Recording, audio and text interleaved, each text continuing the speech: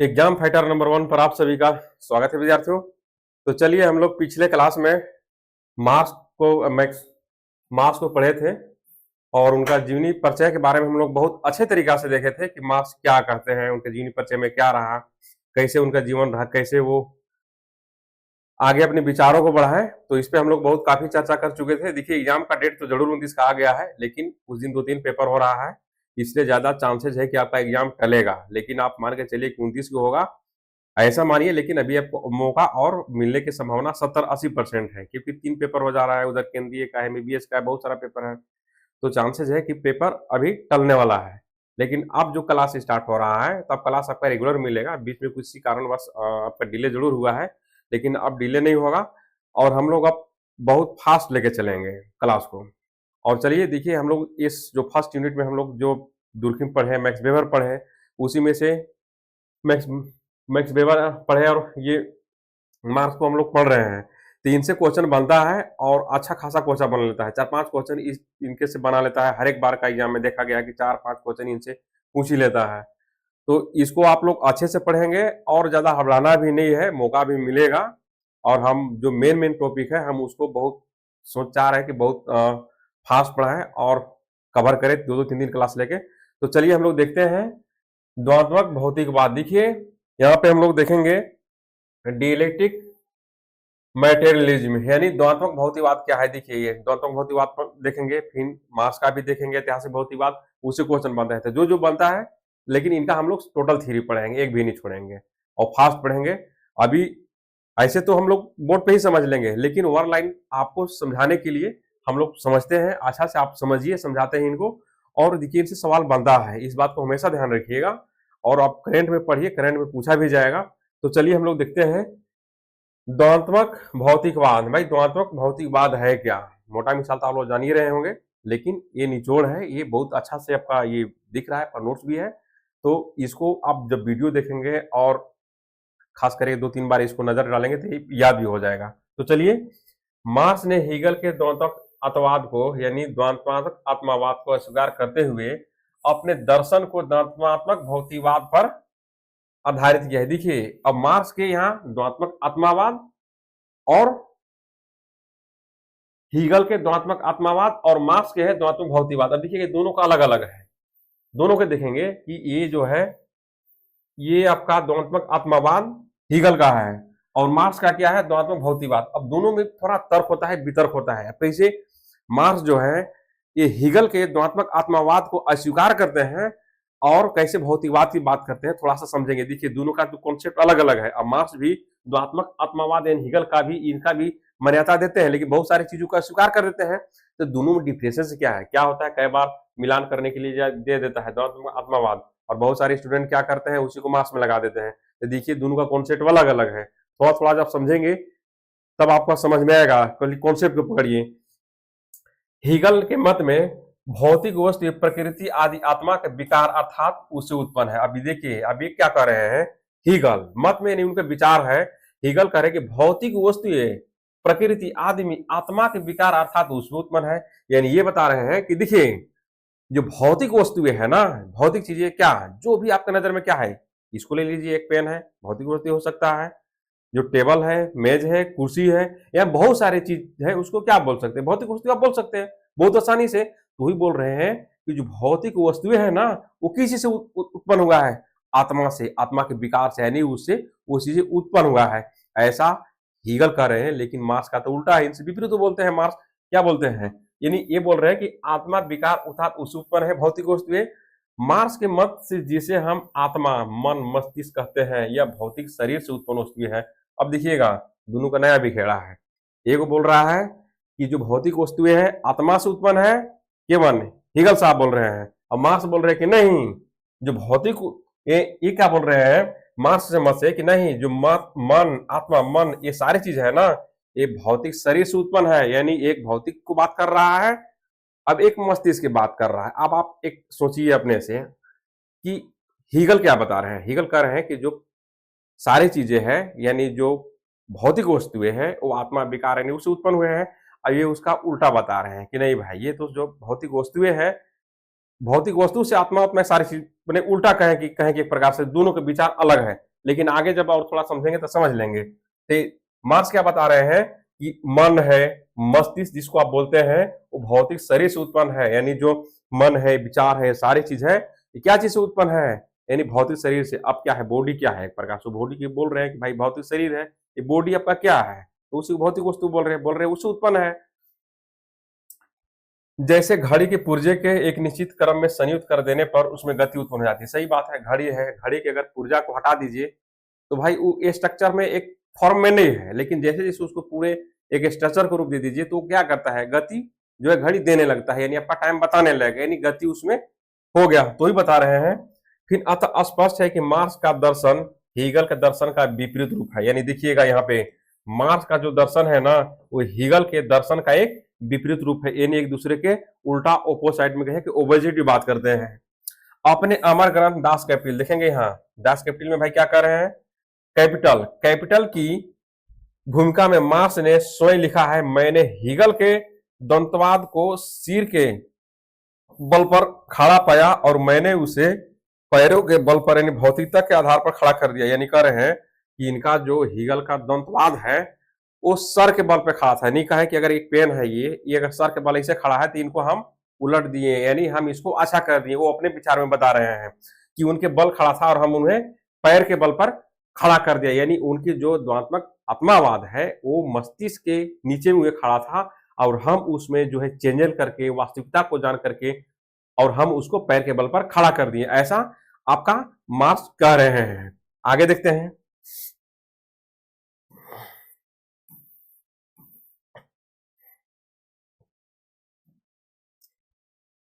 द्वैतवाद आत्मावाद मार्क्सवादी चिंतन की सबसे महान सफलताओं में से एक है। देखिएगा अब यहाँ पे क्या है कि द्वैतात्मक आत्मावाद मार्क्स के चिंतन की सबसे महान सफलताओं में से एक है। इस प्रतिभापूर्ण खोज के कारण ही दर्शन शास्त्र पहली बार विज्ञान बन सका, ऐसा विज्ञान बन सका जो प्रकृति, समाज और मानवीय चिंतन के विकास वस्तु नियमों को ठीक ठीक प्रतिनिधित्व कर सकते हैं। यानी देखिए द्वैतात्मक आत्मावाद ही बता रहे हैं, यानी कुल मिलाकर के जो कहें एक प्रकार से कि जो मार्क्स हैं उन्होंने कहे कि एक प्रकार से जो हीगल के द्वैतात्मक आत्मावाद है उसको अवहेलना तो करते ही हैं, लेकिन उनसे वो दो डेग आगे चल करके कुछ चीजों को एक सही तरीका से रखने के ये प्रयास करते हैं। यही इनका क्या है, द्वैतात्मक भौतिकवाद। अब देखते हैं थोड़ा सा आगे क्या है द्वंद्ववाद का अर्थ। अब देखेंगे यहाँ भाई द्वंद्ववाद आखिर होता क्या है, आपसे पूछा जाए कि भाई द्वंद्ववाद क्या है। एक प्रकार से क्या है द्वंद्ववाद, आप ऐसे भी अगर क्या है, अगर ऐसे भी थोड़ा सा अगर विचार करें कि भाई द्वंद्ववाद क्या है, द्वंद्ववाद मतलब क्या है कि यानी किसी चीज को रिलेटिव चीज पर तर्क वितर्क के माध्यम से पहुंचने का एक तरीका है। कहें कि अगर सच्चाई क्या है, किसी घटना है, अगर उसको बारे में आप जानेंगे तो बहुत सारा तर्क होगा, वितर्क होगा और लास्ट में कहाँ पहुंचेंगे, फाइंडिंग में पहुंचेंगे। तो वही बता रहे हैं कि द्वंद्ववाद क्या है, यानी तर्क वितर्क के माध्यम से वास्तविकता सच्चाई पर पहुंचने का एक तरीका है। देखिएगा अभी आप आगे और समझेंगे इसको।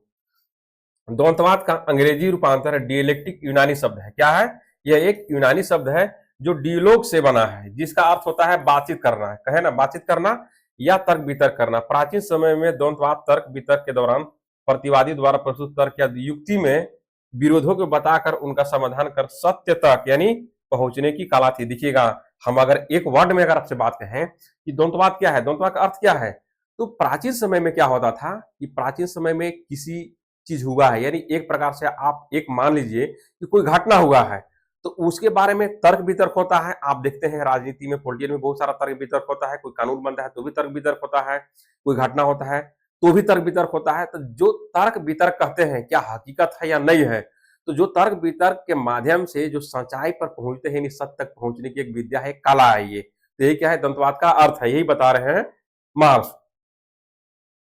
प्राचीन समय में ऐसे दार्शनिक थे जिनका यह विश्वास था कि विचारों में विरोधों का प्रकट होना तथा विपरीत मतों का संघर्ष सत्य तक पहुंचने का सबसे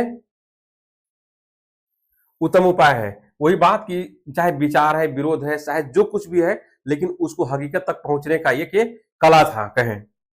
देखिए अब यहां से हम लोग और थोड़ा सा समझेंगे हीगल का द्वंद्ववाद। हीगल का द्वंद्ववाद भाई ये क्या है, हीगल का तो थोड़ा सा हम लोग पढ़िए लिए ऊपर, यहां समझते हैं। हीगल के द्वंद्ववादी प्रणाली में बुद्धि संगत तत्व है। क्या है, बुद्धि संगत तत्व है, उसमें विकास का विचार है, हीगल की घटनाओं और घटना प्रवाह को एक दूसरे के संदर्भ में उनके पारस्परिक संबंध और एक दूसरे से निर्भर रहने की पृष्ठभूमि में देखते हैं। देखिए एक बात, सीधी सी बात है कि ये देखिए बुद्धि संगत तत्व की बात करते हैं, यानी जो इनका द्वंद्ववाद है उसमें क्या है, बुद्धि तत्व संगत, यानी कहे कि बौद्धिक चीजें है, ज्ञान है जो हकीकत यानी रियलिटी चीज पर पहुंचने के प्रयास करते हैं। फिर ये क्या कर रहे हैं, हीगल घटना प्रवाह को उत्थान, परिवर्तन और विनाश के एक क्रम के रूप में देखते हैं। देखेंगे यहाँ पे थोड़ा समझेंगे, हीगल घटना प्रवाह को, जो भी घटना प्रवाह हो सकता है, कुछ भी घटना हो सकता है, उसको उत्थान, अगर कोई घटना है तो उसको उत्थान कैसे किया जाए, समाधान कैसे किया जाए, परिवर्तन और विनाश के एक क्रम के रूप में देखते हैं, यानी कहें कि सच्चाई चीज पर पहुंचने का भी प्रयास करते हैं। हीगल यही सिद्ध करना चाहते हैं कि इस क्रम के चलते रहने का मूलभूत कारण विरोधी शक्तियों का संघर्ष ही है। सीधी सी बात है, अगर हकीकत चीज पे पहुंचना है तो तर्क वितर्क होगा, कॉन्फ्लिक्ट तो होगा ही। यही बात लोग घुमा फिरा करके वहीं पे आ रहा है।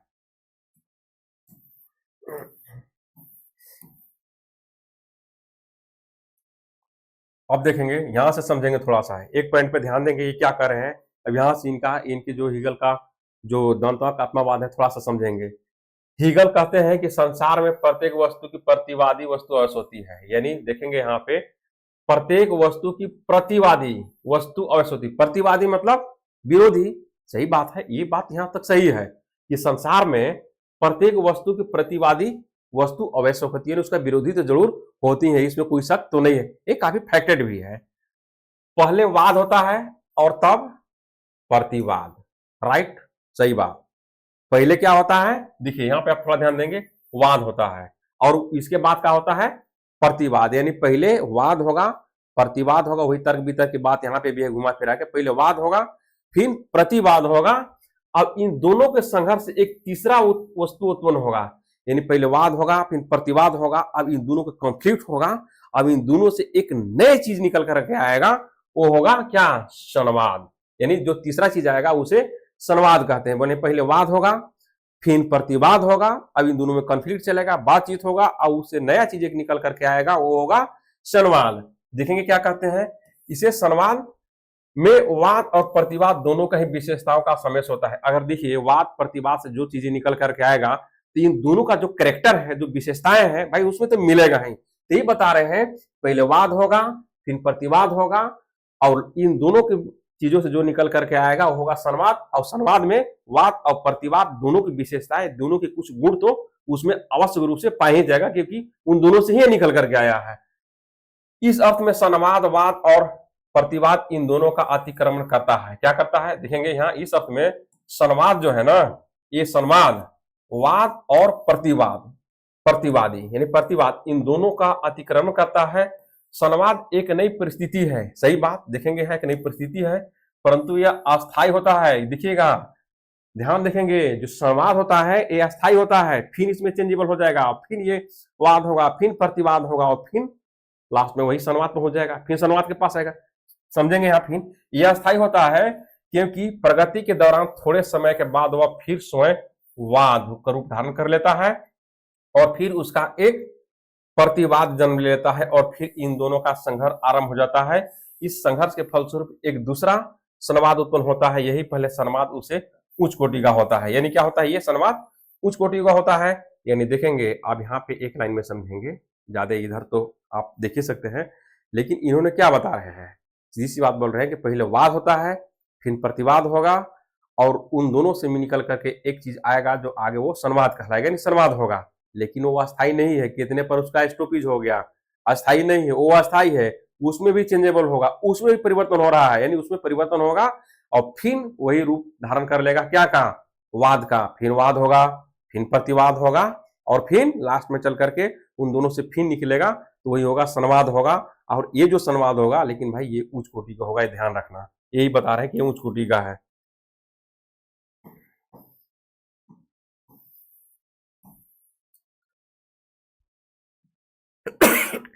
इसी को हम दूसरी तरफ से समझ सकते हैं, देखेंगे क्या भाई दूसरी तरफ से समझ सकते हैं, थोड़ा सा देखेंगे।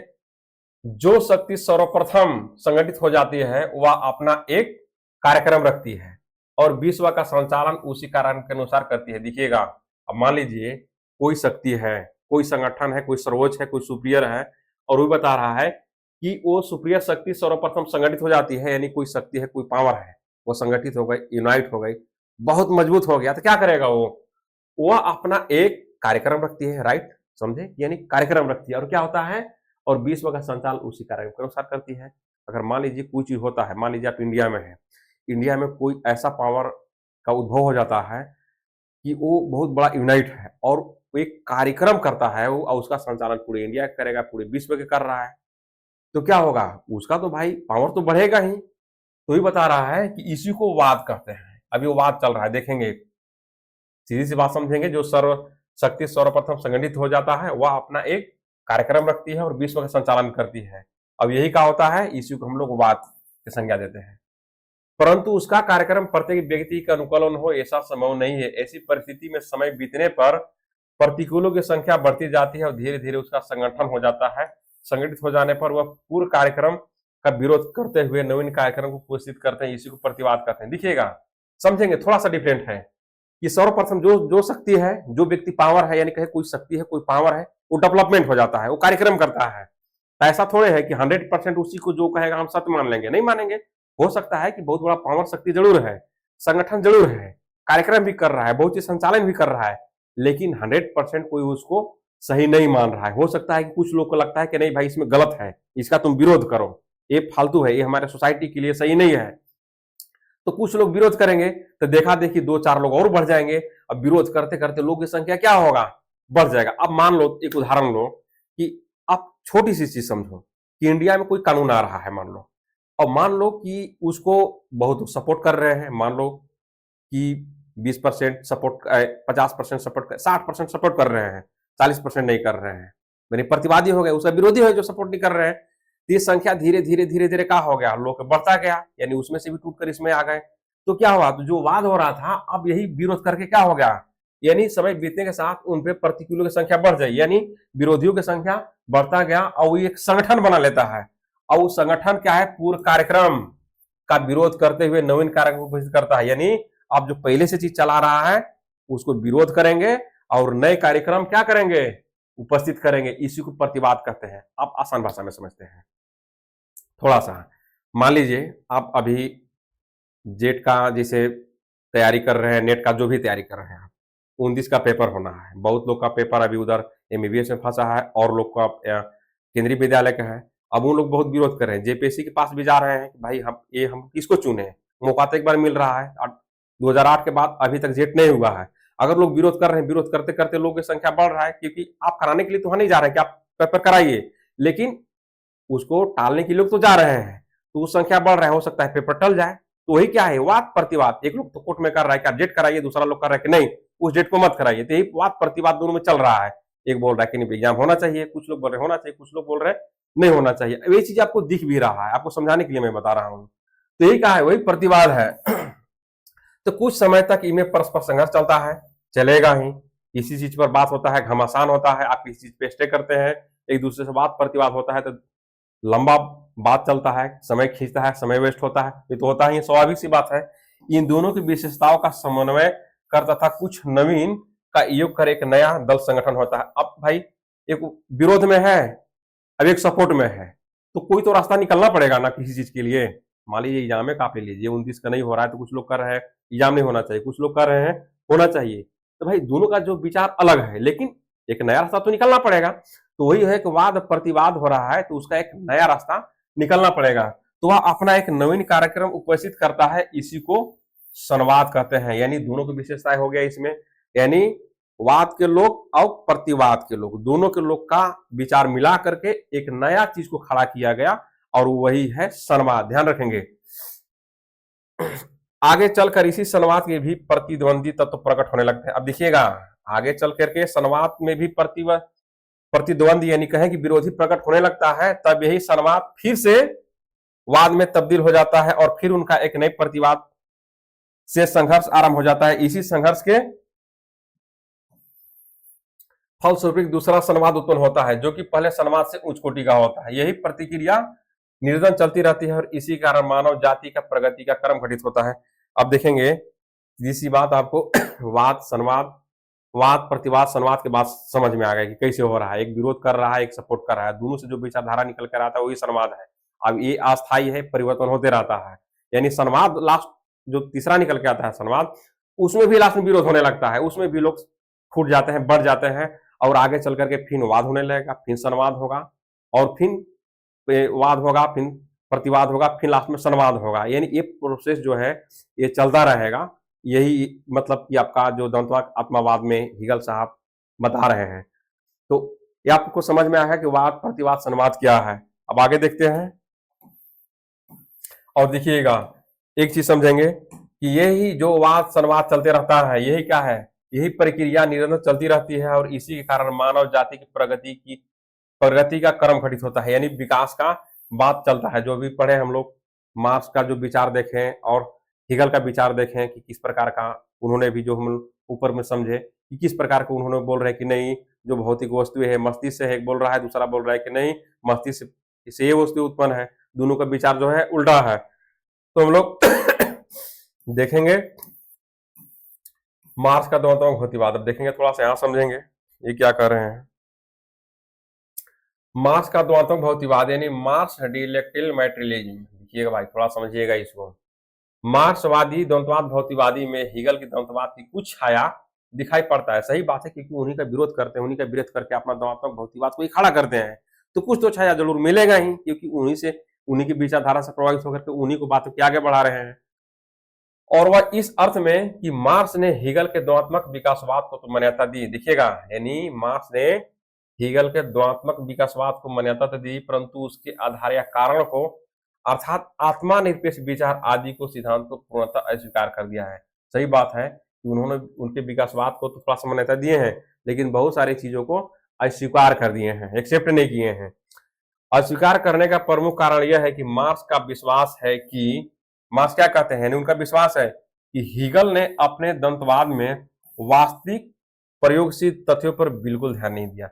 यानी बोल रहे हैं मार्क्स जो है हीगल के द्वंद्वात्मक विकासवाद या आत्मावाद का जो भी विरोध कर रहे हैं, तो बता रहे हैं कि हीगल ने भाई द्वंद्वात्मकतावाद के तो बात किए हैं, वहां तक तो सही है, लेकिन मेन चीजों तक नहीं पहुंच पाए हैं। बहुत सारे चीजों को उन्होंने अनदेखा कर दिए हैं, बहुत सारी चीजों को अपने अध्ययन में वो समावेश नहीं कहे हैं, ऐसा बता रहे हैं।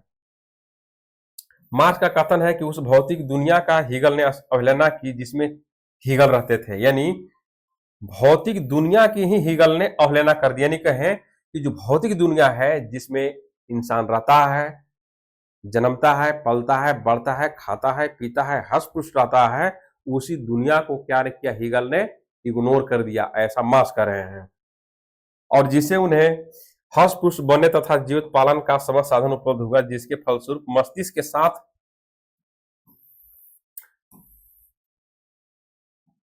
के साथ क्या शरीर अस्तित्व का बना रहा, उनके लिए दार्शनिक विचार व्यक्त करना संभव हुआ। यानी बोल रहे हैं कि जो भाई भौतिक दुनिया है, हम लोग क्या है भौतिक दुनिया में तो है, इसमें कोई दूर की बात नहीं है। आप जो चीज भी देख रहे हैं आपके नजरों के सामने है, जो खा रहे हैं, पी रहे हैं, चाहे जो संसाधन का उपयोग कर रहे हैं, भौतिक वस्तु है। तो मार्क्स बोल रहे हैं कि भाई ये सारे चीज को तो उन्होंने इग्नोर कर दिया, रियल चीज को तो उन्होंने हटा दिया है। तो हीगल उस दुनिया को भी भूल गए जिसमें उन्होंने अपने विचार तथा उससे संबंधित नियमों का अंतर्वस्तु प्राप्त हुए थे। यह तो वही वास्तविक दुनिया है जिसके कारण ही हीगल का वर्णन संभव हुआ है। परंतु हीगल ने तो यह मान लेने की भूल की कि दर्शन के कारण ही दुनिया संभव हुआ है। यानी कुछ इनका जो कमियां है वो बता रहे हैं। मस्तिष्क अपनी कल्पना का पंख लगाकर उन्मुक्त आकाश में जितना चाहे उड़ सकता है, किंतु उसके पैर सदा ही धरती पर टिके रहेंगे। टहनी केवल शाखा पर ही उड़ सकती है। देखिए, यहां तक जहां तक बात है इनका मार्क्स का, तो वो तो सही बात है कि मस्तिष्क में अपनी कल्पना का पंख लगाकर इंसान चाहे जितना भी उड़ ले, लेकिन उसका पैर तो सदा क्या है धरती पर टिका रहेगा। टहनी केवल शाखा पर ही उगता है। देखिए, यहाँ तो बात सही है, लेकिन सोचना आपको है, हमको इसमें ज्यादा तर्क वितर्क में आपको उलझना नहीं है कि आखिर सच्चाई क्या है, ये अभी आपको नहीं जानना है। आप जानिए कि दोनों की विचारधारा क्या है, दोनों किस किस को बात को करते हैं, दोनों का द्वंद्वात्मक भौतिकवाद क्या है, दोनों के डिफरेंसेस क्या है, ये जानना है आपको। क्वेश्चन यहां से बनता है। तो चलिए, इसमें ज्यादा था नहीं, अब हम लोग जो आपको समझने के लिए ये इतना काफी था कि द्वंद्वात्मक भौतिकवाद है क्या, लेकिन अभी हम लोग जब मेन चैप्टर में अब घुसेंगे, इसके बाद का जो आएगा वो हम लोग का मेन होगा और वहां से सवाल बनेगा ही। तो हम लोग नेक्स्ट क्लास में देखेंगे उनका या ऐतिहासिक भौतिकवाद क्या है, या और क्लास स्ट्रगल क्या है, वर्ग संघर्ष क्या है, ये सारी चीजें भी पढ़ना बाकी है। हम लोग नेक्स्ट क्लास में देखेंगे और इसको इसको आप अच्छे से पढ़िएगा, और इसको अगर आप पीडीएफ भी देखेंगे ऐप पर जा करके तो आपको बहुत आसानी से समझ में आ जाएगा। और ऐसे लेक्चर से आप समझ ही रहे हैं।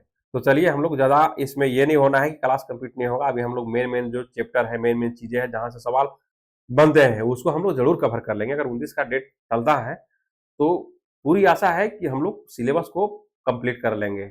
भले ही समय थोड़ा डिले हुआ है, लेकिन हम लोग उसमें मेन कंप्लीट करेंगे और क्लास दो तीन करके करेंगे, हो जाएगा। क्योंकि देखिए, एमसीक्यू भी कराना है, एमसीक्यू भी देख के भी 1-2 दिन में लाते हैं। इसके बाद जो जो मेन चीज़ है हम लोग उसको भी करेंगे, और ये आपका ज़रूरी है क्योंकि खाली एमसीक्यू से काम नहीं चलेगा। ये पढ़े रहेंगे, सवाल कहीं से बनाएगा आप बना लेंगे। अगर एमसीक्यू खाली रटे रहेंगे तो आप फँस जाएँगे, इस बात को ध्यान रखिए। तो चलिए, हम लोग फिर नेक्स्ट क्लास में मिलते हैं, तब तक के लिए थैंक्स।